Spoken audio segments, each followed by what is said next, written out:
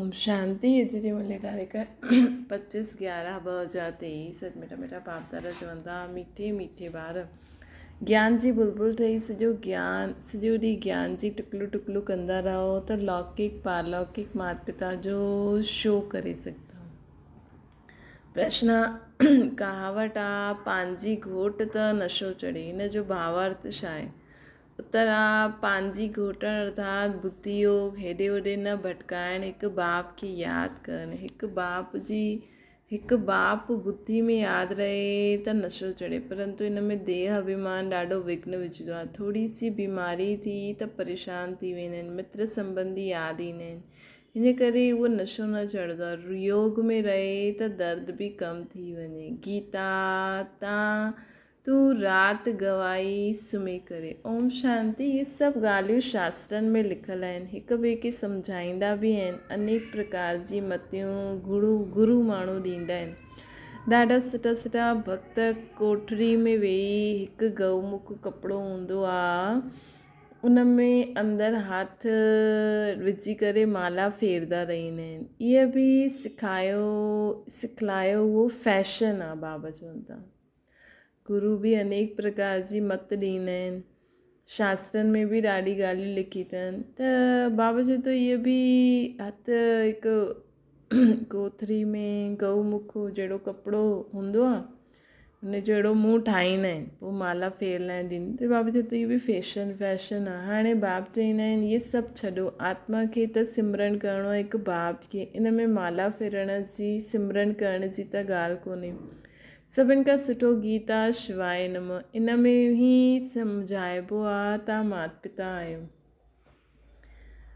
भॻवान खे ई रचता बाप चईंदा आहिनि। हाणे रचता चइबो आहे त छा क्रिएट कंदा आहिनि, ज़रूरु इहे त सभु सम्झंदा आहिनि, नई दुनिया ई रचता ॻाईंदा बि आहिनि। तव्हां माता पिता सां बालक तव्हांजा त पहिरियों ईश्वर सभिनि जो फादर ठहिरियो। फादर आहे त मदर बि ज़रूरु खपे। मदर जे सवाइ क्रिएट करे न सघे। सिर्फ़ु हीअ कोई न ॼाणंदो आहे कि क्रिएट कीअं कंदा आहिनि। ॿियो आपस में सभु भाउ भेण थी विया।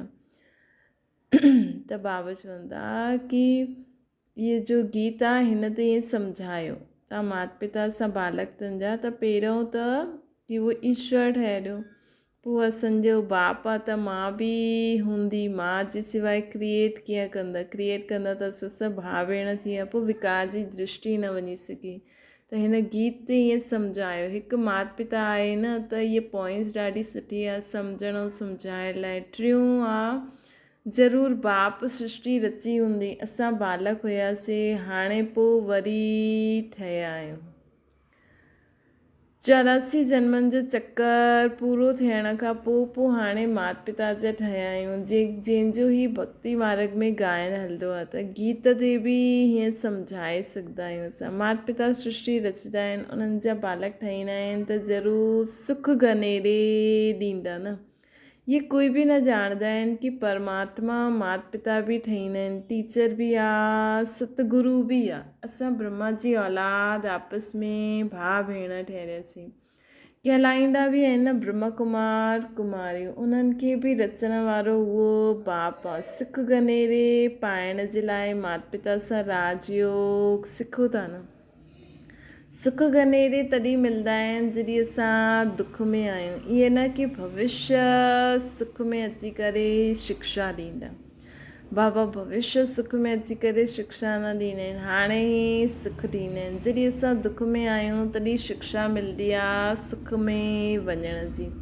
उहो माता पिता अची करे सुख ॾींदा आहिनि। एडम ईव त मशहूरु आहे न, उहा बि गॉड जी संतान ठहिरिया। त गॉड पोइ केरु आहे? ॿार इहे त ॼाणंदा आहिनि कि बाप जो नॉलेज ॾींदा आहिनि। इहे सभु धर्म वारनि जे लाइ आहे न। सॼी दुनिया जो उहो बाप सां बुद्धि योग टुटल आहे। माया घोस्ट बुद्धि योग लॻाइण न ॾींदी आहे, ॿियो ई बुद्धि योग तोड़दी आहे।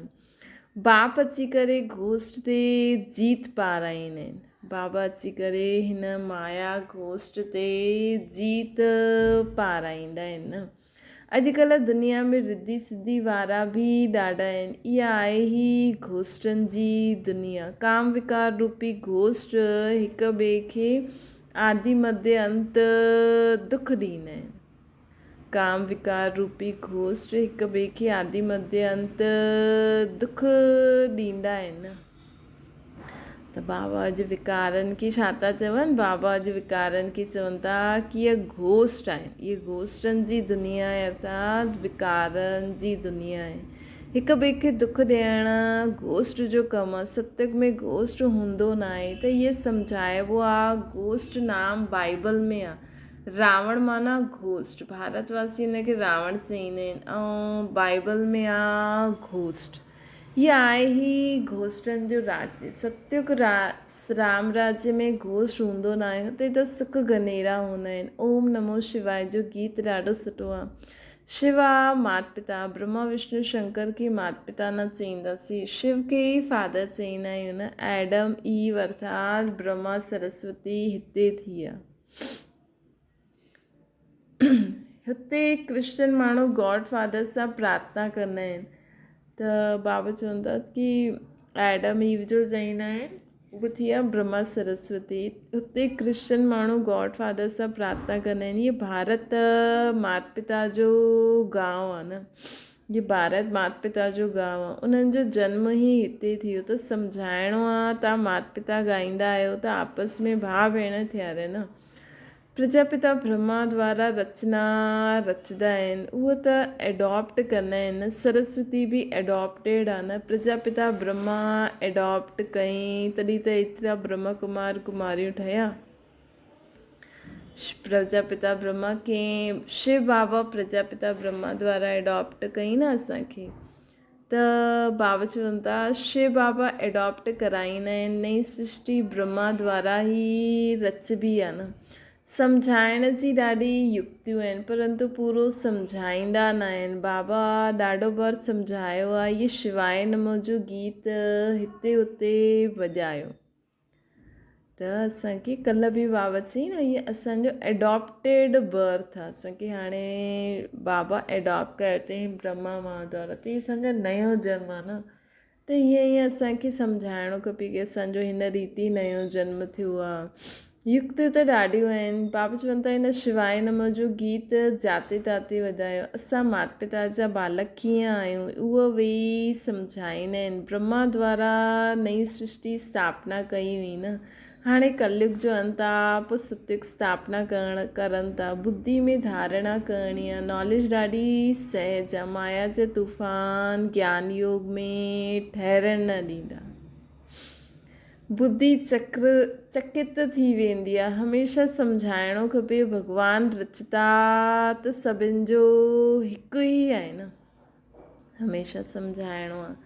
फादर त सभु चईंदा आहिनि, उहो निराकार त जनम मरण रहित आहे न। ब्रह्मा विष्णु शंकर खे सूक्ष्म चोलो आहे। मनुष्य 84 जन्म हिते वठंदा आहिनि, सूक्ष्म वतन में त न वठंदा न। तव्हां ॼाणंदा आहियो असां माता पिता जा बालक आहियूं। असां आहियूं नया ॿार। बाबा जा असां आहियूं नया ॿार। 5000 वर्ष पहिरियों बि बाबा असांखे एडॉप्ट कयो अथई। हाणे वरी बाबा असांखे एडॉप्ट कयो अथई न। बाप एडॉप्ट कयो अथई। जॾहिं प्रजापिता ब्रह्मा आहे त केतिरी प्रजा हूंदी। ज़रूरु एडॉप्ट कयो हुन न। ब्रह्मा खे बुझायूं ॾाढी ॾेखारींदा आहिनि। अर्थ त कुझु बि सम्झंदा न आहिनि। जो बि चित्र निकिता आहिनि अथवा शास्त्र निकिता आहिनि, इहे सभु ड्रामा जे मथां आधार रखिणो पवंदो आहे। इहे सभु ड्रामा जे मथां आधार रखिणो पवंदो आहे कि सभु ड्रामा अनुसार ई निकिता आहिनि। ब्रह्मा जो ॾींहुं हुयो, पोइ भक्ति मार्ग शुरू थी, उहो हली आयो। इहे राजयोग बाप अची करे सिखलाइनि था हाणे। इहे सभु ड्रामा थो थिए। कीअं असां सत्युग में राज्य कंदा हुआसीं, कीअं असां द्वापर खां भक्ति शुरू कई, हाणे कीअं बाबा अची करे वरी खां असांखे राज्य भाग्य ॾियनि था। बाप ई अची करे सिखलाईंदा आहिनि। इहा स्मृति में रहणो खपे। चईंदा आहिनि न पंहिंजी घोट त नशो चढ़े, परंतु बुद्धि योग बाप सां गॾु खपे। हिते त ॾाढो बुद्धि योग भटकंदो रहंदो आहे। बाबा चवनि था पुराणी दुनिया जा मित्र संबंधी आदि जी तरफ़ या देह अभिमान में फसी पवंदा आहिनि। थोरी बीमारी थींदी आहे त परेशान थी वेंदा आहिनि न। बाबा चईंदा आहिनि पोइ अरे योग में रहंदा हो त दर्द बि कम थींदो। ॾिसो बाबा चईं न असांखे की असांखे पूरो फ़रिश्तो ठहिणो आहे। फ़रिश्ते जो कंहिंसां बि कोई रिश्तो न हूंदो आहे न। त ॾिसो ब्राह्मण सो फ़रिश्तो अर्थात जंहिंजो अलौकिक संबंधनि में बि उन्हनि जी बुद्धि योग न फसे। सिवाइ भले ब्राह्मणनि जे विच में रहंदे हुए बि उन्हनि खे सिर्फ़ु हिकु बाप ई यादि रहे। बाबा चईंदा आहिनि हिते त ॾाढनि जो बुद्धि योग भटकंदो रहंदो आहे। पुराणी दुनिया जा मित्र संबंधी आदि तरफ़ इहो अभ्यास करिणो आहे। भले असां परे आहियूं लेकिन कननि में आवाज़ अचे थी, किथां ॿुधाए में अचे थो त असांजो बुद्धि योग होॾे वञे थो त बि असांजो बुद्धि योग बाबा वटि ई लॻल हुजे। कोई बि आवाज़ ईंदी हुजे असांखे पंहिंजो बुद्धि योग बाबा वटि लॻाइणो आहे। हा कमु आहे त करो लेकिन फालतू जाते असांजी ज़रूरत न आहे हुते असांजो बुद्धि योग छो वञिणो खपे। पुराणी दुनिया जे मित्र संबंधी आदि जे तरफ़ या देह अभिमान में फसी वेंदा आहिनि। हेॾे होॾे बुद्धि फसी आहे या मित्र संबंधनि में या चीज़नि में या देह में थोड़ी बीमारी थींदी परेशान थी वेंदा। अरे योग में रहंदा हो त दर्द बि कम थी वेंदा। योग न त बीमारी आदि कीअं छुटंदी। ख़्यालु करिणो खपे। माता पिता त नंबर 1 पावन ठहींदा आहिनि। उहे ई सभिनि खां जास्ती हेठि उतरंदा आहिनि। उन्हनि खे त ॾाढी भोगना भोगणी पवंदी आहे परंतु योग में रहण जे कारण बीमारी हटंदी वेंदी आहे। न त हिननि जो सभिनि खां जास्ती भोगना खपे मम्मा बाबा खे परंतु योग बल सां दुख दूरि थी वेंदा आहिनि। बाबा चवनि था ॾाढो ख़ुशी में रहंदा आहिनि। बाबा असांखे स्वर्ग जा सुख गनेरे बाबा खां असां स्वर्ग जा सुख गनेरे वठूं था न। ॾाढा ॿार पंहिंजी खे आत्मा सम्झंदा ई न आहिनि। सॼो ॾींहुं देह जो ई ध्यानु आहे। बाबा अची करे ज्ञान जी टुकलू सिखलाईंदा आहिनि त तव्हांखे ज्ञान जी बुलबुल ठहिणो आहे। बाबा असांखे चवनि था असांखे ज्ञान जी बुलबुल ठहिणो आहे। ॿाहिरि में ॾाढा सुठा ॿार आहिनि ज्ञान जी टुकलू कंदा आहिनि। भीष्म पितामह आदि खे बि कुमारनि द्वारा ज्ञान ॾिनई। नंढा ॿारनि खे खड़ो करिणो आहे। बाबा नंढे ॿारनि जे लाइ चवनि था की हुननि खे खड़ो करो। नंढा ॿार लौकिक पारलौकिक माता पिता जो शो कंदा आहिनि। लौकिक परलोक सुहेलो थींदो आहे न त लौकिक माता पिता खे बि उठाइणो पए। बाबा चवनि था लौकिक माता पिता खे बि उठाइणो पए। लोक परलोक सुहेलो थींदो आहे न त लौकिक माता पिता खे बि उठाइणो पए। इहे बि तव्हां ॾिसंदव की नंढा ॿार माउ बाप खे उठाईंदा। कुमारियुनि जो मान ॾाढो थींदो आहे। कुमारी खे सभु नमन कंदा आहिनि। कुमारी खे सभु नमन कंदा आहिनि। शिव शक्ति सेना में सभु कुमारियूं आहिनि। भले माताऊं आहिनि परंतु उहे बि कहलाईंदियूं त कुमारियूं आहिनि। ब्रह्मा कुमारी चईंदा आहिनि न। ब्रह्मा अदर कुमारी थोड़ी चईंदा आहिनि। कुमारी ॾाढी सुठियूं निकिरंदियूं। बाबा चवनि था ॾिसो बाबा कॾहिं चयऊं हाणे त केॾी सारी कुमारियूं बाबा जे घर आहिनि। नंढा ॿार ई वॾो शो कंदा। नंढा ॿार ई बाबा चवनि था वॾो शो कंदा। कोई नंढा ॿार ॾाढा सुठा आहिनि परंतु कोई में मोह बि हूंदो आहे। इहा मोह ख़राबु आहे। सम्झो ॿारनि में माउ बाप जो मोह हुजे त ॿार सुठो आहे लेकिन माउ बाप जे मोह जे कारण उहो ॿार अॻियां न वधी सघंदो। इहो बि हिकु भूत आहे। बाप सां बेमुख करे ॾींदा आहिनि न। गोष्ठ माया जो धंधो ई आहे परम पिता परमात्मा सां बेमुख करणु। इहे बि ॾिसो की माउ बाप जे मोह सां निकिरण जी बि हिमत खपे। मतिलबु ॿारनि खे बि जीअं ॿार सम्झंदा वञनि त उन्हनि खे बि खड़ो थियणो। उन्हनि खे बि जॾहिं उन्हनि जो मोह ख़तमु थींदो त पाण ई अॻियां वधी वठंदा। पोइ धीरे धीरे माउ बाप जो बि ख़तमु थींदो वेंदो आहे। इहो ओम नमो शिवाय वारो गीत सभिनि खां सुठो आहे। इन्हनि सां ई अक्षर मिलंदा आहिनि न त माता पिता अक्सर करे राधे कृष्ण जे मंदिर में जोड़ो ई ॾेखारींदा आहिनि। गीता में बि श्री कृष्ण सां गॾु राधे जो नाम आहे ई न। श्री कृष्ण जी महिमा अलग, सर्वगुण संपन्न, 16 कला संपूर्ण, संपूर्ण निर्विकारी, डबल अहिंसक, मर्यादा पुरुषोत्तम। श्री बाबा जी महिमा अलग आहे, ज्ञान सागर, गुणनि जो सागर, शक्तियुनि जो सागर। शिव जी आरती ते केतिरी महिमा ॻाईंदा आहिनि, अर्थ कुझु न सम्झंदा आहिनि, पूजा कंदे कंदे थकी वेंदा आहिनि। तव्हां ॼाणंदा आहियो मम्मा बाबा ऐं असां ब्राह्मण सभिनि खां जास्ती पुजारी ठहियासीं।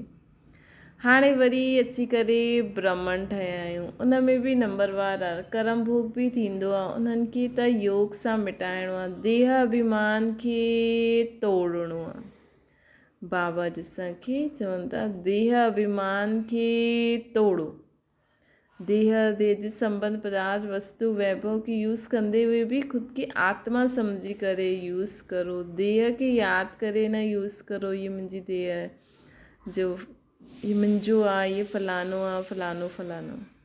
बाप खे त यादि करे ॾाढी ख़ुशी में रहणो आहे न। माता पिता सां असांखे सुख गनेरे मिलंदा आहिनि, इहे ब्रह्मा चईंदा न, बाबा सां असांखे वरसो मिलंदो आहे। बाबा असांजो रथ लोन वरितो अथई न, बाबा असांजो रथ लोन वरितो अथई। हाणे बाबा त हिन रथ जी ख़ातिरी कंदा न, पहिरियों त सम्झाईंदा हुया, पहिरियों त सम्झंदा हुया मां आत्मा हिन रथ खे खाराईंदो आहे, इहे बि रथ आहे न। हाणे चईंदा आहियूं की इन्हनि खे उहो ई खाराईंदो आहे, है न। धीरे धीरे बाबा बि कीअं कीअं परिवर्तन कई कि हाणे त शिव बाबा जो ई इहे रथ आहे, त शिव बाबा खे पंहिंजे हिन रथ खे कीअं यूज़ करिणो आहे, कहिड़े कहिड़े कम में लॻाइणो आहे, हुन हिसाब सां छा खाइण पीअण ॾियणो आहे। छो जी ज़्यादा खाई वठंदासीं त कम बि न थींदो, ऐं हिन शरीर ज़्यादा समय हले उन जे हिसाब सां बि हिनखे छा छा ॾियणो आहे, कीअं कीअं। त हिन रथ जी संभाल करणी आहे। घोड़े ते साहिब माण्हू चढ़ंदा आहिनि त घोड़े जो हथ, घोड़े खे हथ सां खाराईंदा आहिनि, कॾहिं पीठ ते हथ फेरंदा आहिनि, कॾहिं पीठ ते हथ फेरंदा आहिनि। बाबा चईंदा आहिनि घोड़े ते साहिब माण्हू चढ़ंदा आहिनि, शिव बाबा ब्रह्मा बाबा जे शरीर में चढ़ंदा त घोड़े खे हथ सां खाराईंदा आहिनि, कॾहिं पीठ ते हथ बि फेरंदा आहिनि। त बाबा चईंदा आहिनि ॾाढी ख़ातिरी कंदा आहिनि, ईश्वर जी उन्हनि ते सवारी कंदा आहिनि न। बाबा हिन ते सवारी कंदा आहिनि त छा बाबा ख़ातिरी न कंदा? बाबा हिननि ते सवारी कंदा आहिनि त बाबा हिन ते ख़ातिरी न कंदा? बाबा जॾहिं सनानु कंदा आहिनि त सम्झंदा आहिनि असां बि सनानु कंदा आहियूं, बाबा खे बि कराइणो आहे, छो जी उन्हनि बि हिन रत जो लोन वरितो आहे न। शिव बाबा चईंदा आहिनि मां बि तव्हांजे शरीर खे सनानु कराईंदो आहे, खाराईंदो आहे, मां न खाईंदो आहे, शरीर खे खाराईंदो आहे। बाबा खिलाईंदा आहिनि, खाईंदा न आहिनि। इहे सभु क़िस्म क़िस्म जा ख़्यालात कंदा हलंदा आहिनि, सनान जे समय, घुमण जे समय।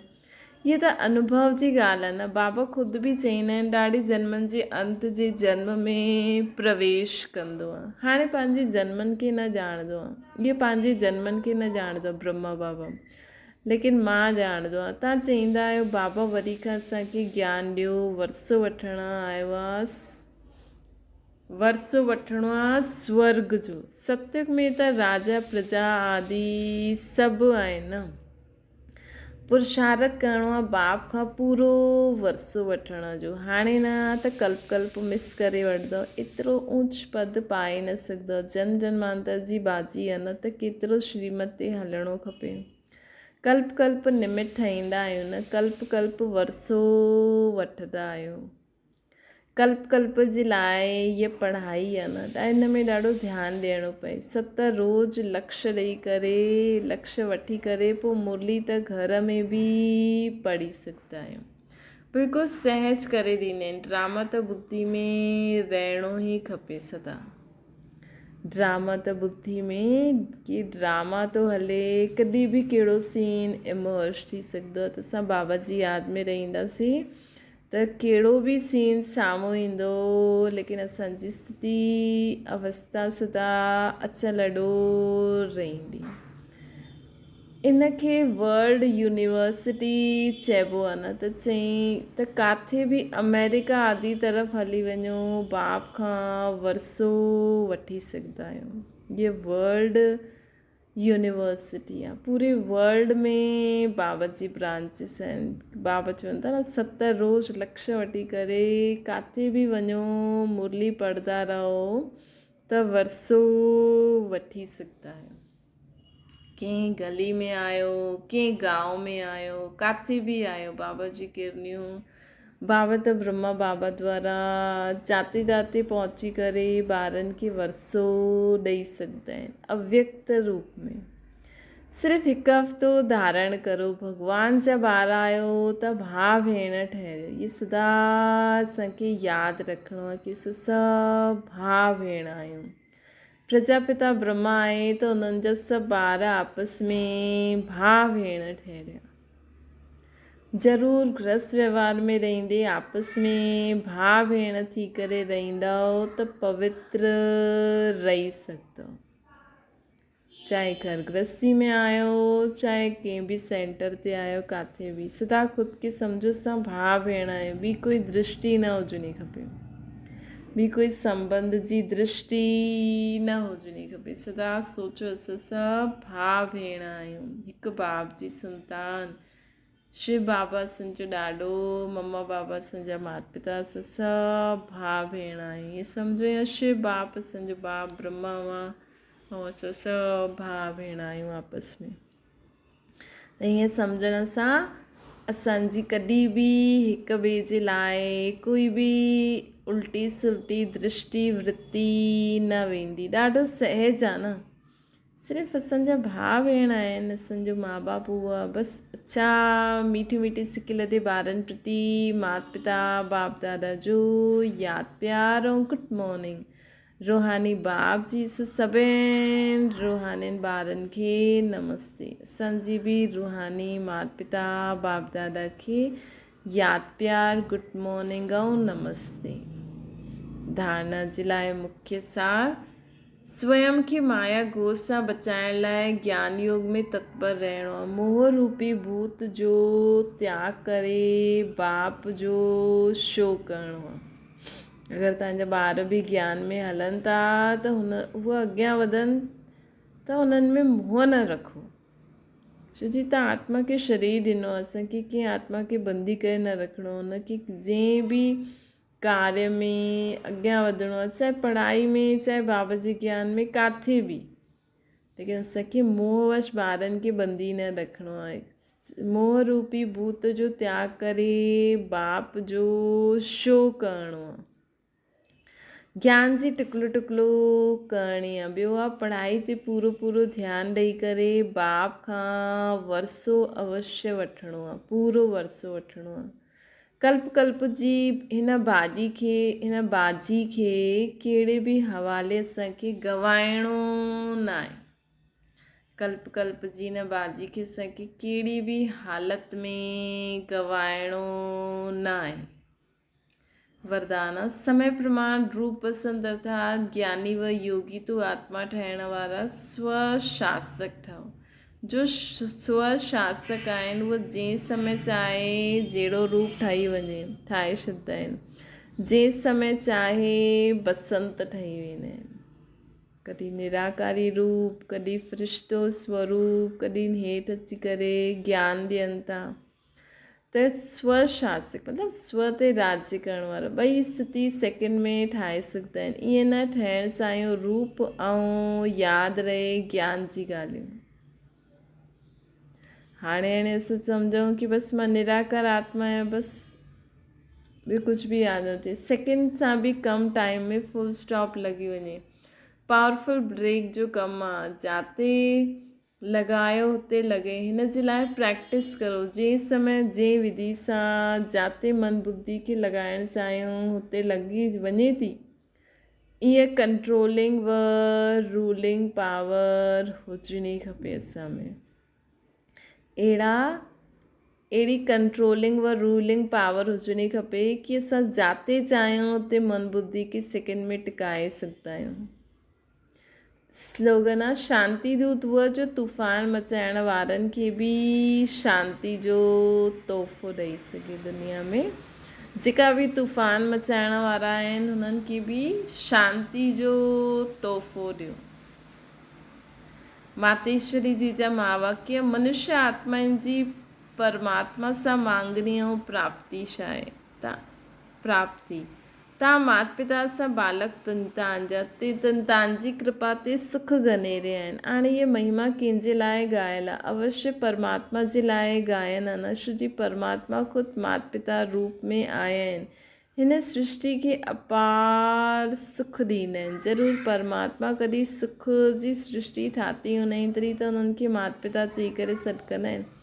परंतु मनुष्यनि खे ये पतो ई न आहे कि सुख छा चीज़ हूंदी आहे। जॾहिं हिन सृष्टि ते अपार सुख हुयो तॾहिं सृष्टि ते शांती बि हुई, परंतु हाणे उहो सुख न आहे। हाणे मनुष्य खे ये चाहना उठंदी आहे अवश्य कि उहो सुख असांखे खपे। पोइ कोई धन पदार्थ मांगदा आहिनि, कोई ॿार मांगदो आहे, कोई त पोइ ईअं बि मांगदा आहिनि कि असां पतिव्रता नारी ठहूं, सदा सुहागिन ठहूं। चाहना त सुख जी रहंदी आहे, त परमात्मा बि कोई समय उन्हनि जी आश अवश्य पूर्ण कंदा आहिनि। त सतयुग जे समय जॾहिं सृष्टि स्वर्ग हुई त हुते सदा सुखी हुया, जिते स्त्री कॾहिं दुहागनी विधवा न ठहींदी आहे।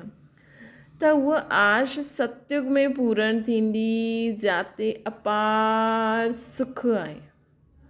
बाक़ी त हिन समय कलयुग आहे। हिन समय त मनुष्य अनेक प्रकार जा दुख ई दुख भोगदो रहंदो आहे। हिन समय असां कोई बि आश रखूं त बाबा हिन समय जे लाइ त कर्मनि अनुसार जेको असांखे मिलणो आहे।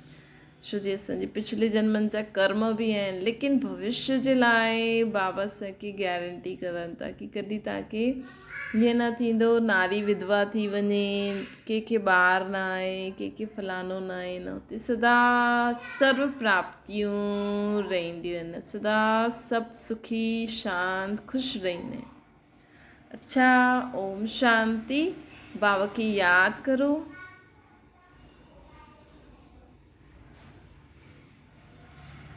हाँ।